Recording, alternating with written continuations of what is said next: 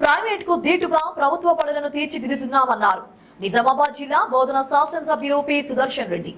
తెలంగాణ ప్రభుత్వం ప్రతిష్టాత్మకంగా చేపట్టిన ప్రొఫెసర్ జయశంకర్ బడిబాటను పురస్కరించుకుని బుధవారం బోధన పట్టణం రాకాసిపేటలోని ప్రభుత్వ ఉన్నత పాఠశాలలో నిర్వహించిన కార్యక్రమంలో కలెక్టర్ రాజీవ్ గాంధీ హనుమంతుతో కలిసి పాల్గొన్న ఆయన మాట్లాడుతూ తెలంగాణ ప్రభుత్వం విద్య, వైద్య రంగాలకు అత్యంత ప్రాధాన్యతనిస్తుందని తెలిపారు. ఇందులో భాగంగానే అన్ని ప్రభుత్వ పాఠశాలల్లో నాణ్యమైన విద్యా బోధనను అందించడంతో పాటు మౌలిక సదుపాయాలను మెరుగుపరిచేందుకు కృషి చేస్తుందని తెలిపారు.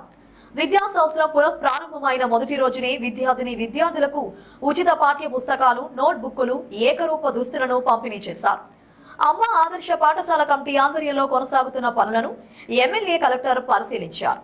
అనంతరం జిల్లా కలెక్టర్ రాజీవ్ గాంధీ హనుమంతు మాట్లాడుతూ విద్యతోనే సమాజం వికసిస్తోందని, ప్రతి ఒక్కరూ తప్పనిసరిగా విద్యను అభ్యసించాలని పిలుపునిచ్చారు.